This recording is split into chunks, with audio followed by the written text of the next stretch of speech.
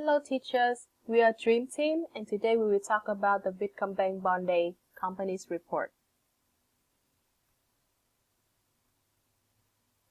Please take a look of our agenda. So now I will talk about the company's introduction. Vietcombank Bond Day is a foreign invested joint venture company between Vietcombank Company of Investment and Trading Property and Bond Investment Ltd Hong Kong. It is an office rental company, also known as Harborview Tower. It is graded as B according to the International Office Standard.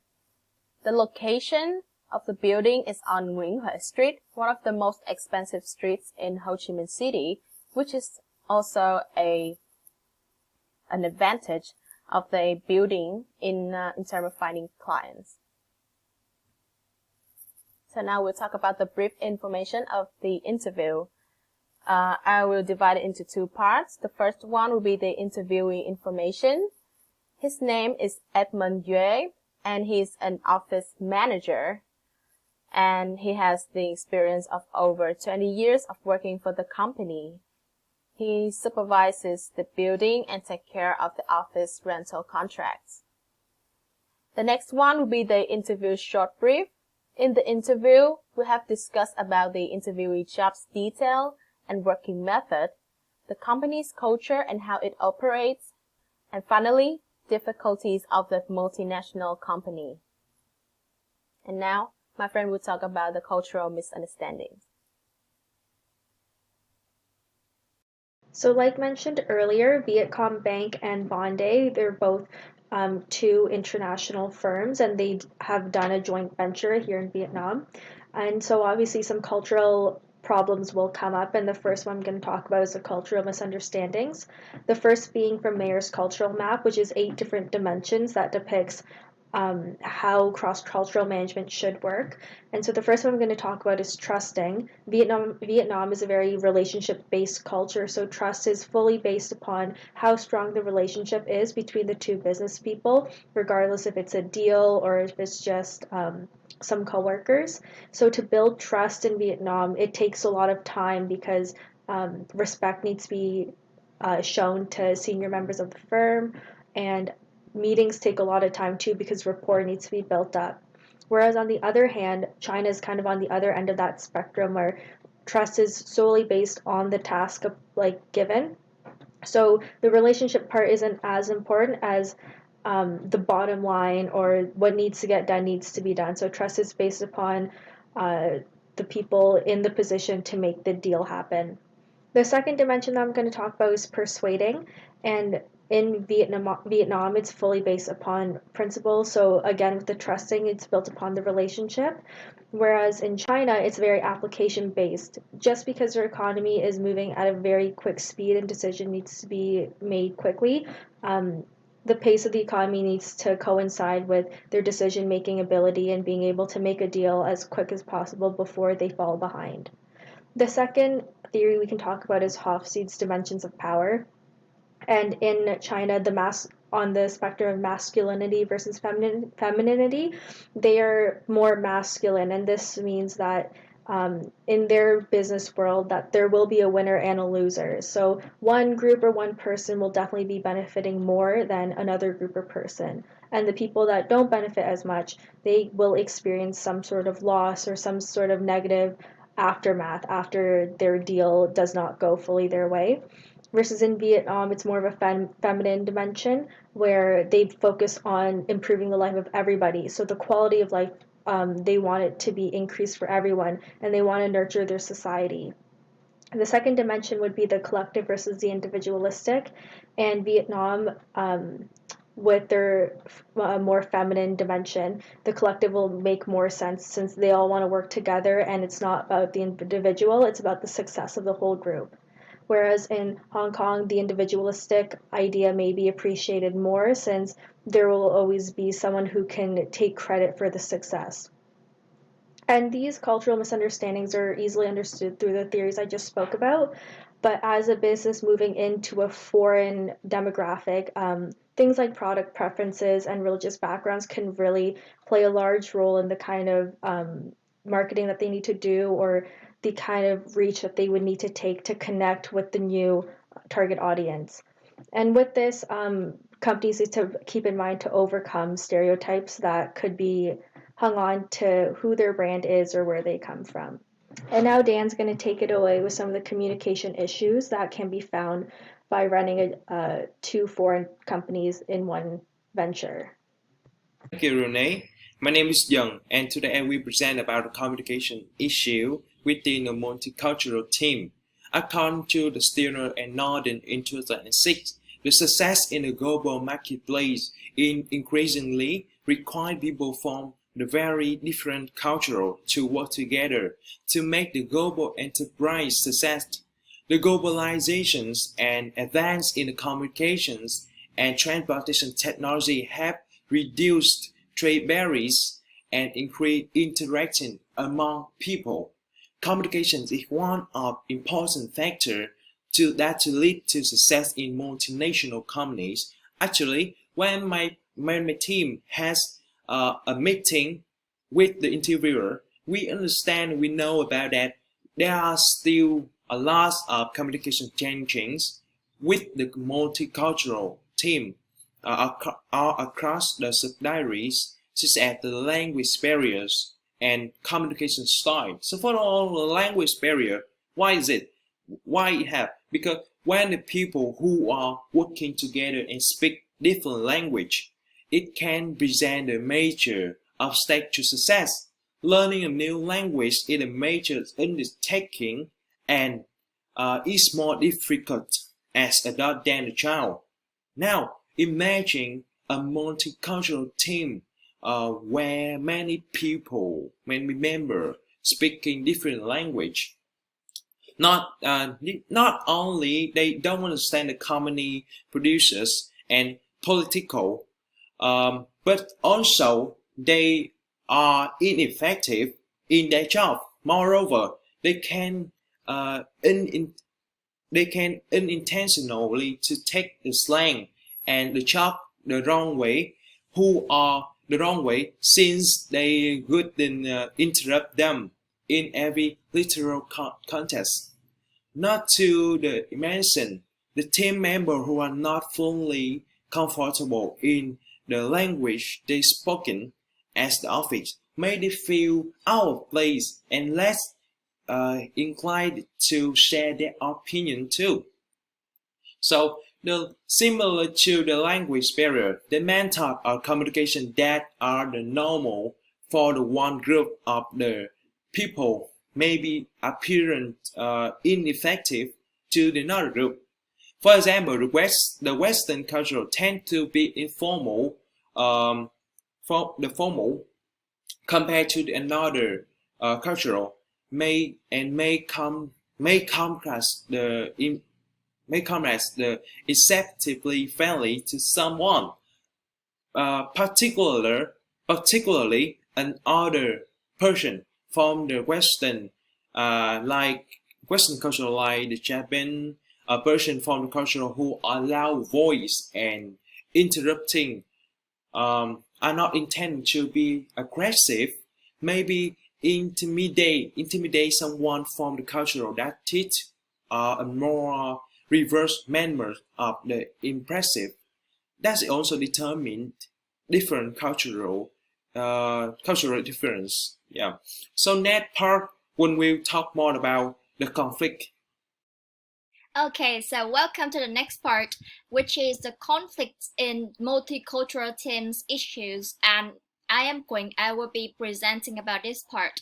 Okay, so as you can see here, I have listed out the mostly stinging and pop-up problems according to me.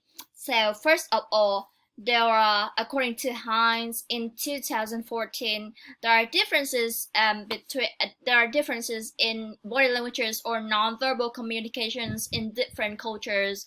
For example, the thumbs up gesture in the Western, such as the American culture, means right, okay, good, number one.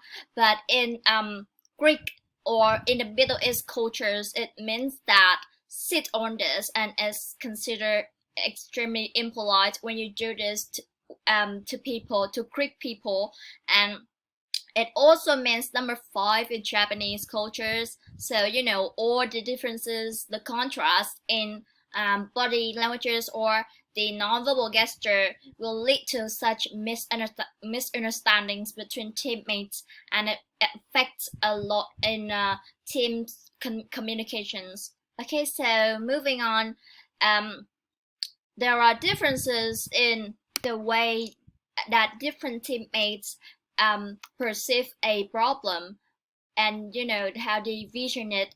So differences in visions will be such a disadvantage for a team, because you really have to sit down and discuss and find out a way that all people agree on. And if worse, it will has a negative effect on impact on the communications and the coherence of a team as well. So furthermore, there is contrast in the different dimensions, the different cultural dimensions, which are created by Hofstede and in a research in 2001.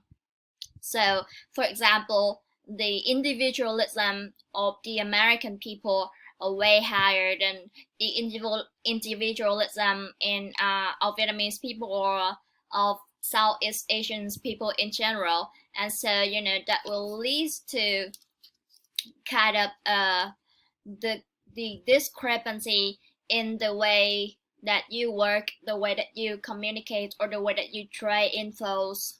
So moreover, there are discrepancies in the time that people use to make decisions. So there are some cultures in the world people would like to jump really fast in order to make decisions, but others do not like that. And so there are such a conflicts in that also, which is not good. Continually, there are such contrasts in expressing or addressing the problems in different cultures, that some people such as the Western, like the US, the UK, and so forth, they would like to go right to the bottom, go right to address directly. But some other cultures, such as the Asians, they like to kind of indirectly go to address the problem. Last but not least, according to Brett and others, there are differences in the social status or class in different cultures. For example, people who comes from high social countries, such as the rich one, like the US, the UK, and so forth, they kind of feel humiliated when working with Korean people, or people who have lower social status in the cultures, and that will lead to negative feelings, and not in kind of make the teams incoherent as well. Okay, so that is my part. Moving on to the next part, which is the recommendations. I will present to have you all brief about it. Thank you for listening to my part. Good morning, teacher. My name is Thanh. As mentioned in the previous part, there are a number of cross-cultural issues that the company may have to face with. Therefore, in this part, a number of recommendations will be provided for the company to address the issue and develop a better workplace culture. So, let's go with the first recommendation. A new culture which should pay on mutual cultural understanding as well as the company goals development strategy. The development of suitable culture is of vital importance due to the fact that the culture have a strong impact on a lot of business activity, operational practice, and business outcomes.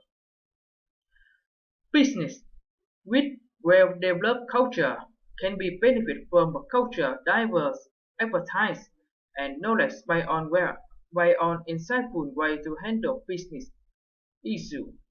Therefore, it is highly essential for Vietcombank bonding with an international workplace to develop an effective culture in which cultural sensitivity and cultural comprehension enhance.